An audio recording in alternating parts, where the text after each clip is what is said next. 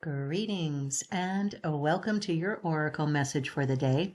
I am Kat Morgan and I welcome you to this video, to this channel, and to this space. Good morning, everybody. How is everybody doing? I always want to try to throw something in new every time I do these, but it gets kind of into a pattern for me and I don't want it to become on automatic. So how is everybody doing today? Hope everybody's doing well and is prosperous and successful and happy. That's my goal for everybody. So welcome. If you're new here to the channel, there's information on what we're doing with the MEGADECK, which is what we are pulling one card randomly from this morning. You can find out how that was put together and all of that good stuff in the description down below. But today's card is pulled from the Woodland Wardens Oracle deck by Jessica Roux. And it is card number 38 in those crazy Roman numerals up at the top there. The Porcupine and Anemone representing boundaries. And this is going to be a very fun reading. It may be a little bit extended because there's a lot to talk about. There's a lot of messages coming through. There's a lot of information, just general information that I want to impart. So sit back, relax. Have your tea, your coffee, your whatever is your beverage of choice or whatever you're doing, but get comfortable because this is going to be a little bit longer and I'm not going to apologize. So let's start out with the number 38. We know reduces down to a 2.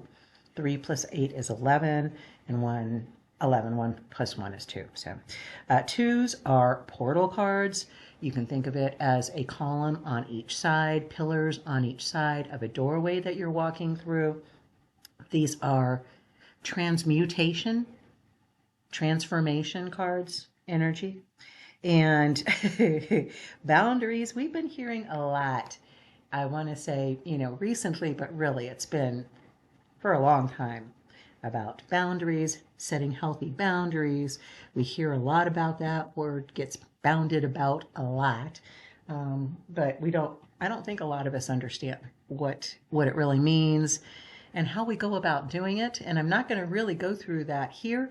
You can actually find quite a bit of information on this topic in the very first Love Seat Therapist episode that I ever put on this channel.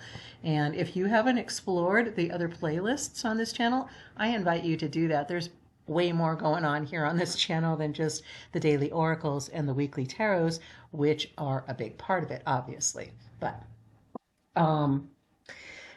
the Love Seat Therapist, yeah, the first one that I had ever done was talking about a situation that I had recently released myself from and dealing with people who don't understand what boundaries are. And the more that I've researched this, the more that I've come to realize. And again, I'm not a licensed anything. I'm not a doctor of any type, whether it's medical or psychological or psychiatric. I am just a normal human being who's gone through a whole bunch of stuff in her life. I know, Abby, but you know what? We're still doing it. We're still kicking it.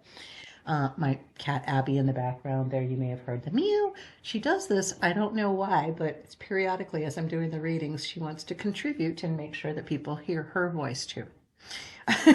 And she will tell you about healthy boundaries and about not being apologetic for them. There are things that she just does not want you to do. Don't be playing with her paws. She does not like that. And will, let you know that. So having healthy boundaries is not something we need to apologize for, number one. And you'll never hear a porcupine apologizing for them setting their healthy boundaries. And we know about those boundaries. We know you don't mess around with porcupine, but I do want to get some information on both anemone and porcupine in here. And this can go on forever just on the topic of boundaries, but I'm just going to say this one last thing on it. And that is, as we are becoming, as the collective, the consciousness, the human consciousness, as it is evolving, which is happening on a moment-to-moment basis, as we are all individually continuing to work on our ascension process for ourselves personally, we are raising the collective consciousness as a whole, which is why As I've said a million times on this channel, and I'm going to say it another million times, so just get used to hearing it.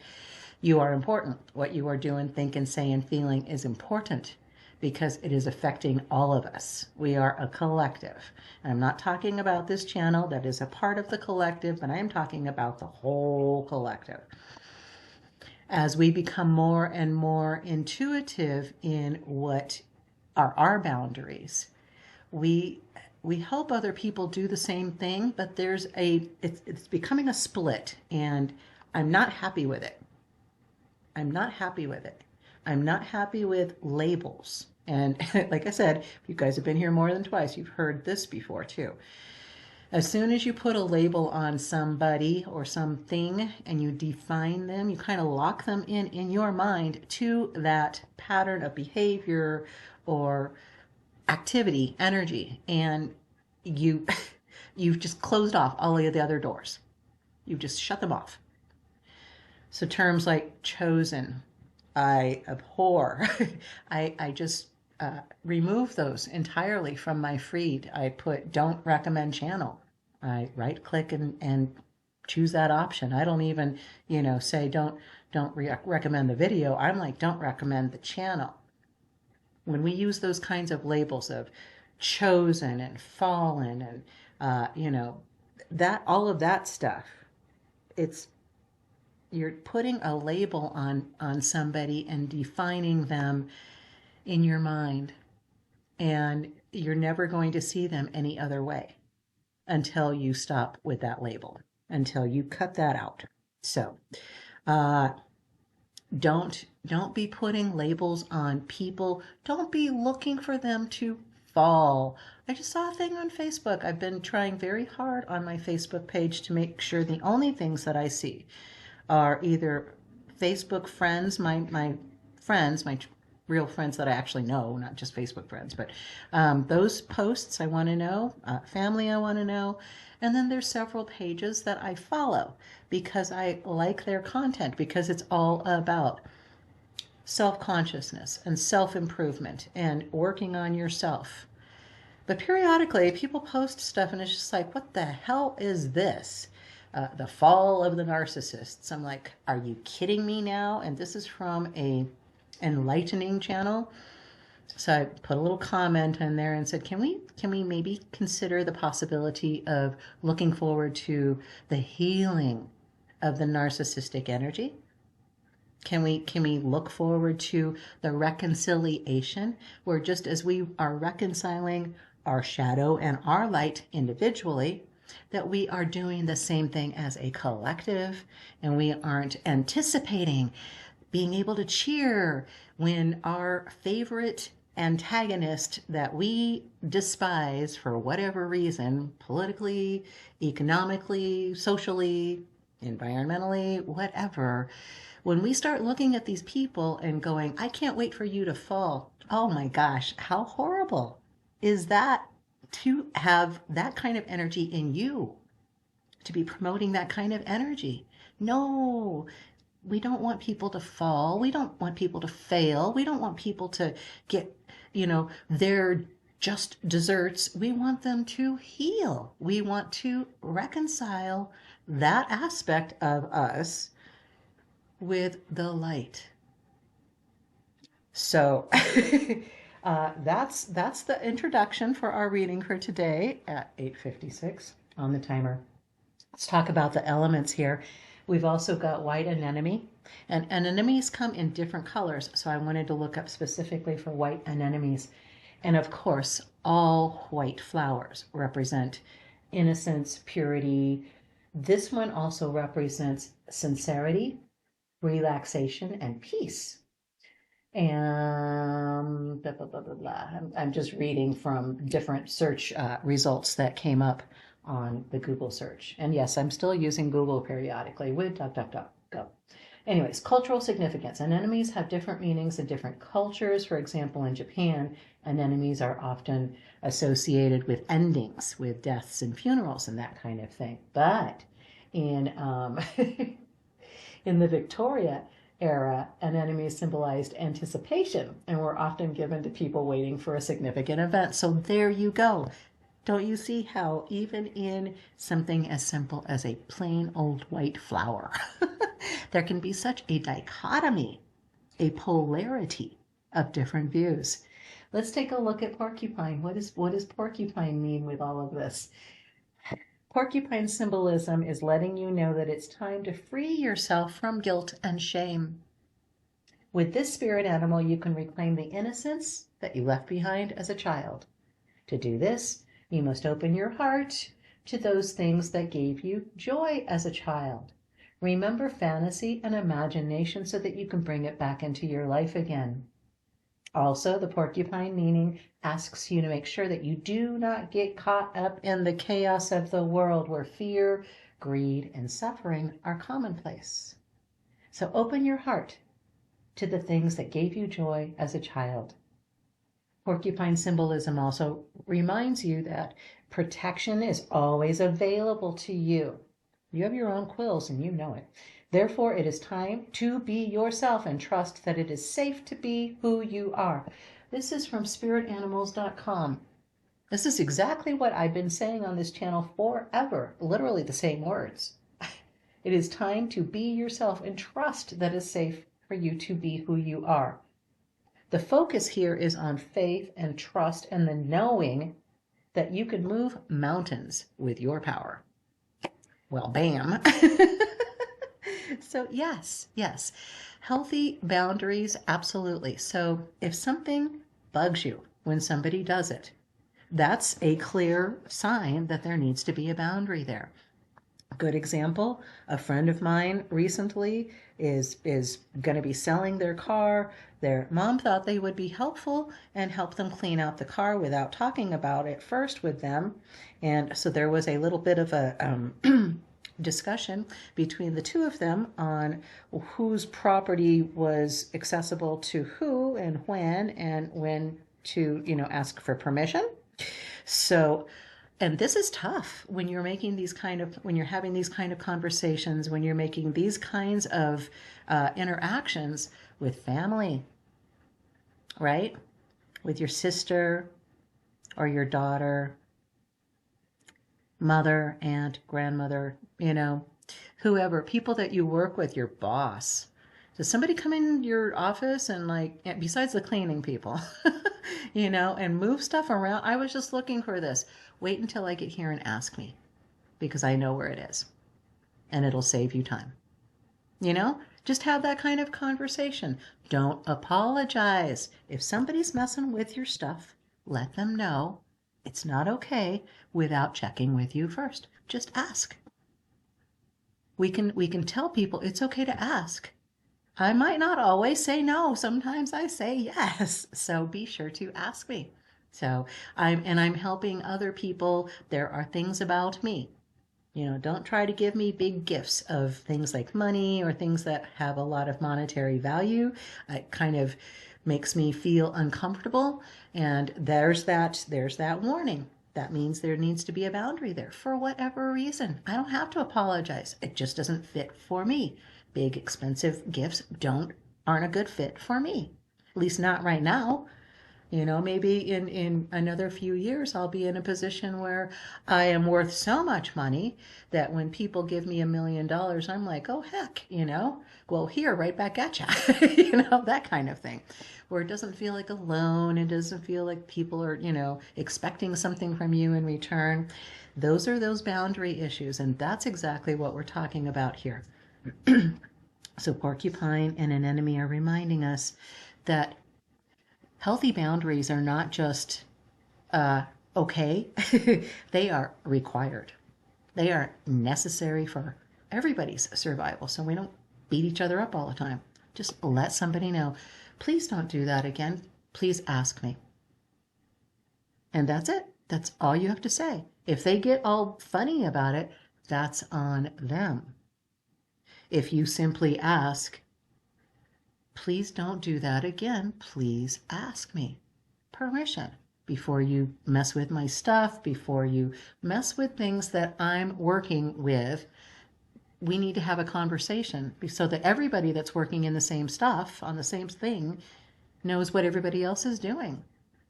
It saves everybody time. And it makes sure that those kind of sloppy mistakes, when one person does something, another person does the same thing a different way, and then you have a whole bunch of stuff going on, you guys know exactly what I'm talking about. Let's take a look in the book. There will be some quotes at the very end, and it's not super long, but yes, card number 38, Porcupine and Anemone, meaning boundaries. The porcupine, with its impressive quills, is a well-known symbol of self-defense. According to a legend, common, I'm going to brutalize this, I'm so sorry. According to a legend common among Anishinaabe tribes. If any of you guys are Native American, please help me with that. Or Native, I'm not sure where that is from. That may be African. The porcupine got its quills by placing the branches of a hawthorn tree on its back, defending itself against the bear. Nanabozo, the trickster spirit in Ojibwe myth, saw the porcupine's cleverness and fashioned it as a coat of quills to wear from then on. Just as the porcupine curls into a ball to defend itself from predators, the anemone flower turns inward and down during rainstorms, protecting its delicate petals from damage. Your message is you cannot help others until you first help yourself. I'm not making it up. That's what it says. Maintain healthy boundaries around your time and energy, giving generously only once you are sufficiently fed. Like you cannot pour from an empty glass, right? So here are our questions to consider for our reading for today. How can I ensure my needs are met? How can I ensure my needs are met? Have I established healthy boundaries around my time and energy? Are there people that keep asking you, can you help with this? Do you have time for this? If somebody asks you, do you have time for this? Usually the first thing I say is, no, what do you want? Because, I don't have a whole lot of time to spare, so probably not. But, don't start out by asking, do you have time for this? Or are you busy right now? Yes, of course. We're all busy. That's a silly question. You're asking for permission to approach somebody. Just say, I know you're busy and I don't want to disturb you for long, but I have a quick question. There you go. Don't apologize. Do I respect the boundaries of others? Because we do trample all over people's feelings and emotions and expectations, because we've all got expectations, even though we're not supposed to. We have expectations of how people are going to act and what they're going to do. And then we get all porcupined, we get our quills all up and raised when somebody doesn't do that. So those kind of boundaries apply as well. Are we respecting other people's boundaries if they say, please don't do that again? Don't be offended. They're just doing the same thing that you would do if somebody did something that crossed a boundary you didn't know. Go ahead and apologize. I'm so sorry that made you uncomfortable. That was definitely not my intention. I'm going to make sure it doesn't happen again. Can I do it this way instead? Just have a conversation. We've lost the art of the conversation. We've lost the art of communication. But that is where this healing comes from. This is where healthy boundaries come from. You cannot have boundaries without communicating them. You've got to be porcupine, unapologetic, fill up your cup first, make sure your needs are being met, and if they're being compromised, you need to let people know. All right? Because you cannot help anybody else if you are running on empty. Nobody's going anywhere at that point. So make sure your needs are met first. Make sure that you are respecting others' boundaries and make sure that others are respecting yours. So, those three things for us for today. I hope the reading blessed you and resonated with you. Feel free to leave any comments if you want to do that. Like, subscribe, share, do whatever you know to be right for you. If you found any value in this content, I do encourage you to do that. I don't get any money from these videos. This will never be a monetized channel, but it does help the YouTube algorithm help other people, and we know how much the YouTube algorithm needs some help with finding these videos and finding the channel. So you guys have a wonderful day. Okay, understand that where your peace is within you is impenetrable. It is like Porcupine, and you can imagine yourself enclosed in this bubble of protective energy. It's a golden, beautiful light. It's not prickly like Porcupine. It's more like golden, violet, white, like Anemone. And imagine that around you. If somebody does something that makes you uncomfortable, speak to them with love and encouragement and support and guidance, and give them what you would want someone to give you in that situation, in that respect. Okay? So, again, that is our reading for the day. I do hope it resonated and blessed you. I love you. Have the most amazing, fantastic day. Namaste and ciao for now.